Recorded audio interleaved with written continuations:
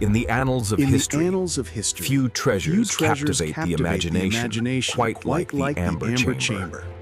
A room so exquisite, In the annals so of history, resplendent, it few earned the treasures moniker captivate the eighth wonder of the imagination world. quite like the Amber But its tale is not merely one of In breathtaking the annals beauty. of history, It is a few profound treasures mystery, captivate a the tragic imagination disappearance, quite and an like enduring the Amber quest that has Chamber. spanned generations. Step back in Join time us to as we explore delve the into the legendary enigma Amber of Chamber, the missing a room, dazzling a masterpiece masterpiece once hailed as lost the to the eighth ravages wonder of of the war, world. whose secrets still lie The buried Amber somewhere Chamber, in the once shadows hailed of as the the past. eighth wonder of the world, was a The Lost dazzling Wonder, masterpiece. unraveling the mystery of the Amber Chamber's disappearance. Our journey begins with an evocative introduction to one of history's most tantalizing unsolved mysteries, the Amber Chamber. Imagine a room, not merely adorned, but constructed entirely from millions of exquisite pieces of polished amber, interspersed with gold leaf, precious stones, and mirrored panels, all meticulously crafted to reflect and amplify the warm, honeyed glow. This wasn't just a chamber, it was a jewel box, a radiant masterpiece of Baroque art that shimmered with an otherworldly brilliance. For centuries, it stood as a testament to unparalleled craftsmanship and imperial grandeur, a breathtaking wonder nestled within the Catherine Palace near St. Petersburg. But its magnificence was tragically fleeting. The narrative immediately pivots to the chilling reality of its disappearance, hinting at the shadows of World War II, the methodical destruction and looting carried out by Nazi forces. The scene sets a somber, suspenseful tone, establishing the Amber Chamber not just as a lost treasure, but as a ghost of history, its memory persistently haunting both historians and treasure hunters alike. We establish the scale of the loss and the enduring fascination with its whereabouts, framing the central enigma that drives our documentary. The story of the Amber Chamber is inextricably linked to the grand ambitions of two powerful monarchs, Peter the Great of Russia and King Frederick I of Prussia. This scene delves into the origins of this opulent creation, beginning in the early 18th century. We explore how Frederick I, eager to demonstrate his kingdom's burgeoning power and wealth, commissioned the chamber around 1701 for his Charlottenburg Palace in Berlin. It was a staggering undertaking, requiring an immense quantity of natural amber, a fossilized resin found primarily along the Baltic coast, and the finest artisans from Germany and Denmark, notably Gottfried Wolfram, Ernst Schacht, and Gottfried Thoreau. The chamber was not merely assembled, it was meticulously sculpted, inlaid, and polished, a testament to Baroque excess and artistic genius. The scene highlights the vision, the craftsmanship, and the sheer logistical challenge of creating such an unprecedented work of art, setting the stage for its legendary status even before it left Prussian soil. We emphasize the international collaboration and the intense dedication required to bring this eighth wonder of the world to life, showcasing it as a diplomatic marvel as much as an artistic one. The narrative now shifts to a pivotal moment in the Amber Chamber's history. Its transformation from a Prussian marvel to a Russian treasure. In 1716, as a gesture of goodwill and to solidify an alliance against Sweden, King Frederick William I, Frederick I's successor, gifted the Amber Chamber to Peter the Great of Russia. This wasn't merely a transfer of ownership, it was a complex diplomatic exchange. The chamber, initially packed into 18 large crates, arrived in Russia, but remained largely in storage for decades due to its immense size and the logistical challenges of installation. It wasn't until the reign of Empress Elizabeth, Peter the Great's daughter, that the chamber found its permanent, glorious home. Architect Bartolomeo Francesco Rastrelli, renowned for his Baroque designs, undertook the monumental task of redesigning a hall in the Catherine Palace at Tsarskoye Selo, now Pushkin, to accommodate the Amber Chamber. This scene emphasizes the painstaking process of adapting the Prussian panels to the new Russian space, often requiring additional amber and mirrored sections to fill the larger dimensions. It details the intricate reassembly, the addition of gilded carvings, mosaics, and mirrors, transforming it into the breathtaking masterpiece that would captivate the world for centuries. For over 2 centuries, the Amber Chamber stood as the undisputed jewel in the crown of the Catherine Palace at Tsarskoye Selo, near St. Petersburg. This scene immerses the viewer in the unparalleled splendor and the vibrant life that once filled this extraordinary room.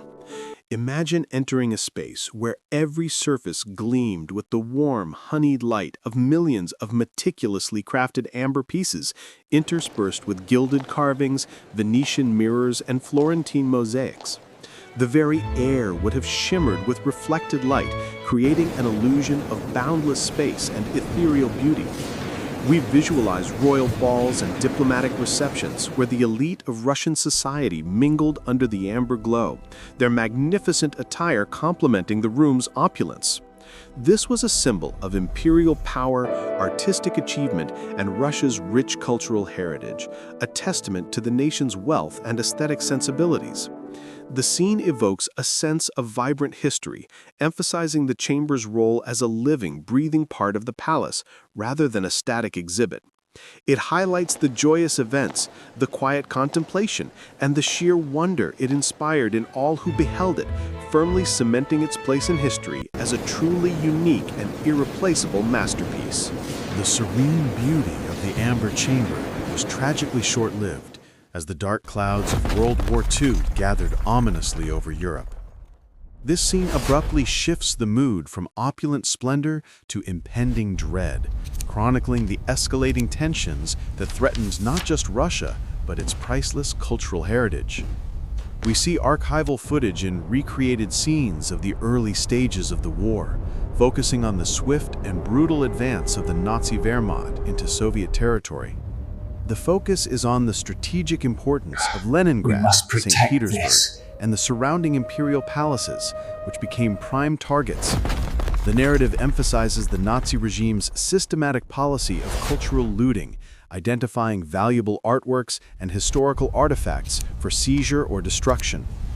The scene builds suspense, portraying the desperate realization among Soviet officials and museum curators that their historical treasures, including the irreplaceable Amber Chamber, were in grave danger.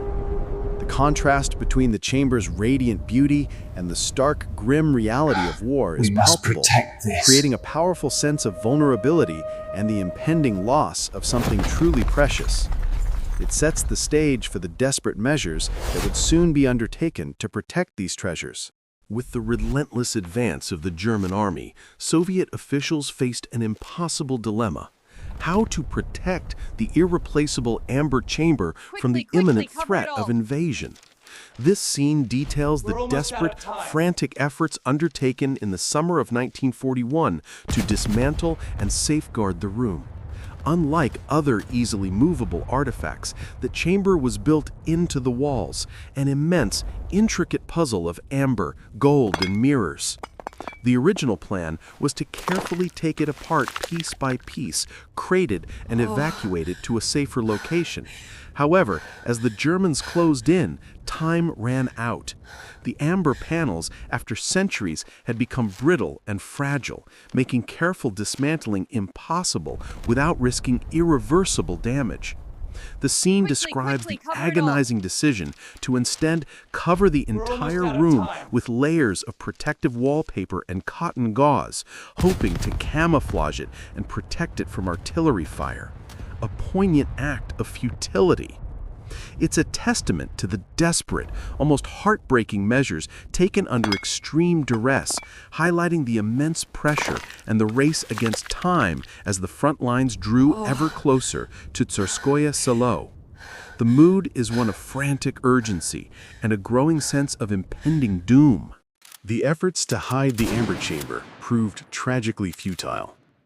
This scene plunges into the dark heart of the Nazi invasion, depicting the fall of Tsarskoye Selo to German forces in September 1941.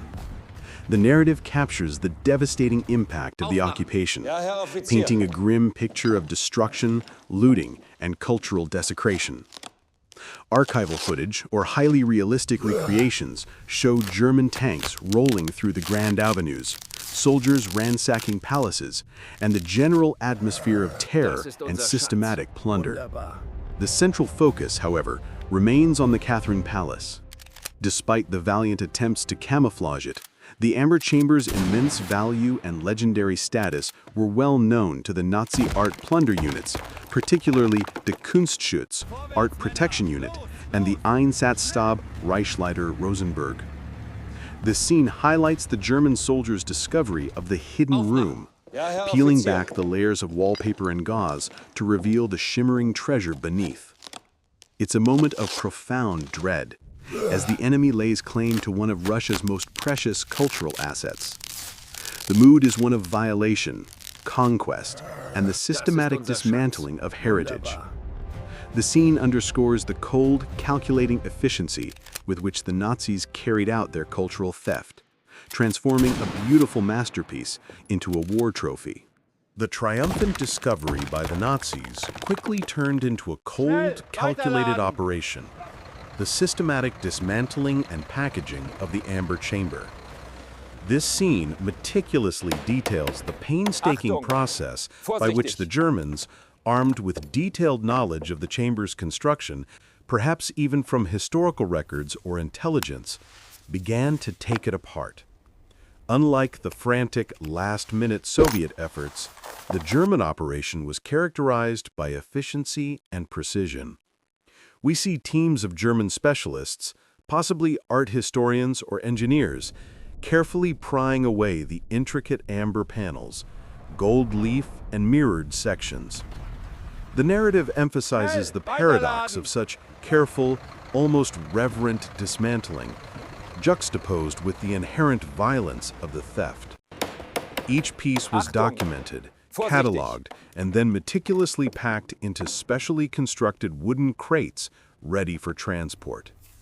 The sheer scale of the undertaking, thousands of individual pieces, is underscored, highlighting the immense value and significance the Nazis placed on this particular war prize.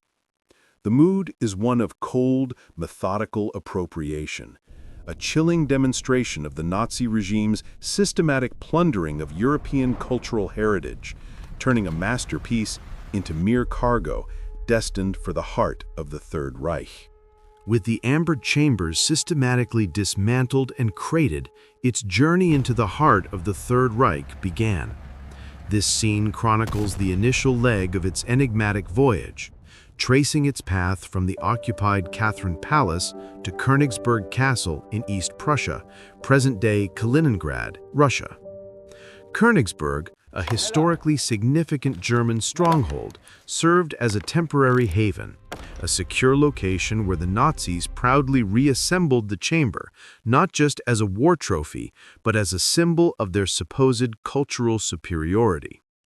The narrative depicts the careful transportation of the crates, hinting at the immense logistical effort involved in moving such a valuable and fragile cargo across wartime Europe.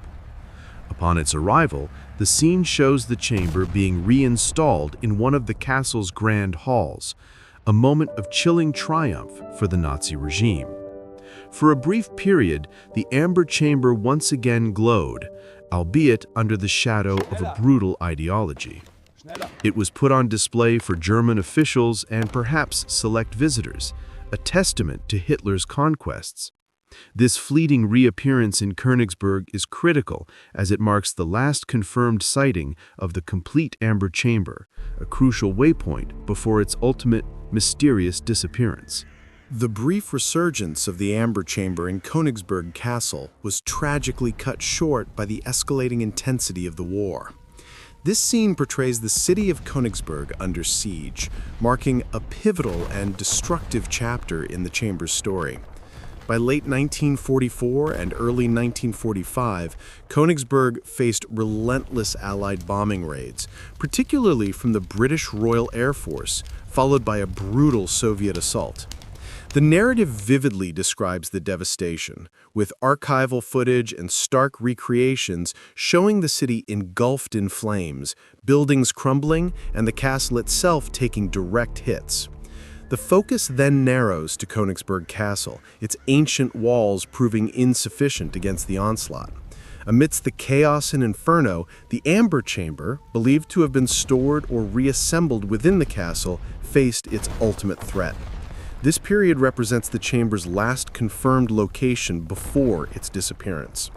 The scene deliberately creates a sense of frantic destruction and ultimate uncertainty, as the once proud castle is reduced to ruins, leaving the fate of its most precious occupant shrouded in smoke and mystery. The mood is one of overwhelming devastation and the tragic loss of history. In the chaotic aftermath of Königsberg's destruction, the Amber Chamber vanished without a trace. This scene delves into the heart of the mystery, exploring the various theories surrounding its disappearance. Was it destroyed in the intense Allied bombing raids and subsequent Soviet assault, shattered into countless fragments that were incinerated or buried deep beneath the rubble? Or was it evacuated by the Nazis at the 11th hour, perhaps loaded onto a ship, a train, or hidden in some subterranean bunker intended for retrieval at a later date? The narrative presents these conflicting possibilities, emphasizing the lack of definitive evidence. We consider the frantic German efforts to move valuable assets as the Soviet forces closed in, and the desperate attempts to destroy evidence. The scene also touches upon the chaotic nature of the final days of the war in East Prussia, a time when records were lost and countless secrets were buried. The mood is one of profound uncertainty and tantalizing speculation, laying bare the core enigma of the Amber Chamber. Its ultimate fate remains an open question, fueling decades of relentless yet fruitless searches. This scene firmly establishes the missing aspect of our story, moving beyond its physical destruction to its elusive, almost mythical status. The end of World War II did not bring an end to the Amber Chamber story. Instead, it ignited a global treasure hunt. This scene delves into the immediate post-war period and the initial, often chaotic, search efforts undertaken primarily by Soviet authorities. With Königsberg now under Soviet control and renamed Kaliningrad, the task of locating lost treasures fell to dedicated search teams, often working amidst the ruins and under immense pressure. The narrative highlights the challenges: a city reduced to rubble, countless records destroyed, and the sheer scale of the plunder that needed to be accounted for. We explore early investigations, interviewing former German officials or soldiers, sifting through captured documents, and excavating promising sites within the devastated castle and city. The scene conveys a sense of urgency and determination, as the Soviets sought to reclaim their national heritage. However, it also introduces the frustration and dead ends that quickly became synonymous with the Amber Chamber search, as leads vanished and the sheer magnitude of the mystery began to dawn on investigators. The mood is one of diligent, yet increasingly desperate investigation, setting the stage for decades of unfulfilled quests. Decades have passed since the Amber Chamber vanished, yet the allure of its discovery continues to fuel countless treasure hunts and academic investigations. This scene highlights the enduring, often obsessive nature of the search, which has transcended national boundaries and generations. We explore the diverse groups and individuals who have taken up the quest: professional historians, amateur sleuths, former intelligence agents, and even opportunistic adventurers.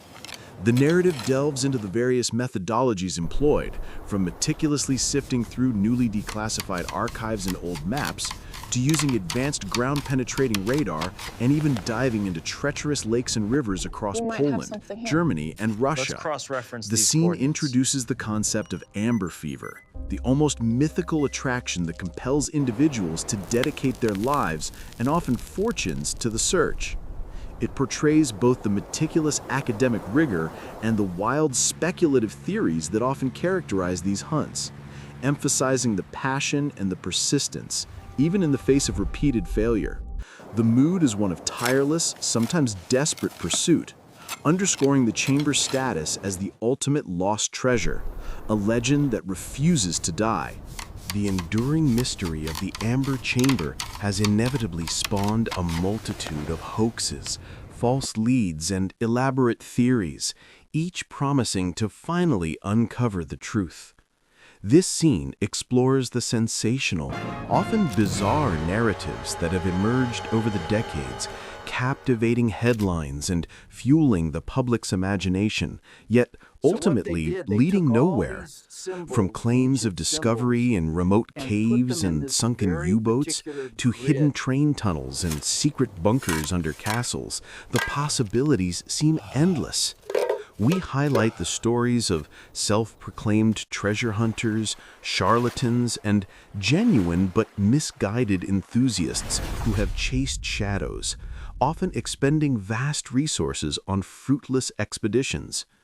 The narrative also touches on the psychological aspect of such a grand mystery, the human desire for discovery, the romanticism of lost treasure, and how these emotions can sometimes override critical thinking. This scene serves as a cautionary tale, illustrating how easily hope can be manipulated and how difficult it is to separate fact from fiction when dealing with such an elusive and legendary artifact. The mood is one of intriguing skepticism, underscoring the immense challenges in verifying any claims related to the chamber's whereabouts. While the original Amber Chamber remains lost, its spirit lives on through a magnificent reconstruction. This scene celebrates the meticulous and painstaking effort to bring the eighth wonder of the world back to life. Initiated in 1979 and completed in 2003, the project was a monumental undertaking, driven by a deep sense of historical reverence and national pride. We delve into the incredible craftsmanship involved as Russian artisans, relying on black and white photographs, original drawings, and a single surviving amber mosaic, painstakingly recreated every detail. The narrative highlights the challenges, sourcing millions of pieces of Baltic amber, mastering forgotten Baroque techniques, and ensuring historical accuracy. The scene culminates in the unveiling of the new Amber Chamber in the Catherine Palace, a moment of profound triumph and emotional resonance. This replica is more than just a copy. It's a powerful symbol of resilience, remembrance, and the enduring human spirit's ability to recreate beauty even after immense loss. It offers future generations a chance to experience the awe and wonder that the original once inspired, keeping the legend alive while the search for the original continues. The mood is one of triumph, hope, and artistic dedication. The journey through the Amber Chamber's storied past culminates in its present-day status. A magnificent replica stands in place, yet the original remains one of history's most compelling and enduring mysteries. This final scene brings our narrative full circle, emphasizing the dual legacy of the chamber, its rebirth as a symbol of hope, and the persistent, unanswered questions surrounding its original fate. We reflect on the vast sums of money, time, and human effort expended in the decades-long search, and the numerous theories, hoaxes, and near discoveries that have only deepened its mystique. The scene ponders why this particular treasure holds such a grip on the imagination. Perhaps it's the sheer audacity of its creation, the tragedy of its theft, or the inherent human desire to solve puzzles and reclaim what is lost. What is it? It underscores that while the replica provides solace and beauty, the allure of the original, hidden somewhere in the annals of war, continues to beckon. The documentary concludes with an open-ended reflection, inviting the viewer to consider the enduring power of historical enigmas and the possibility, however slim, that the eighth wonder of the world might one day emerge from the shadows, forever changing its story once more. The mood is one of contemplative reflection, enduring hope, and the tantalizing possibility of future discovery.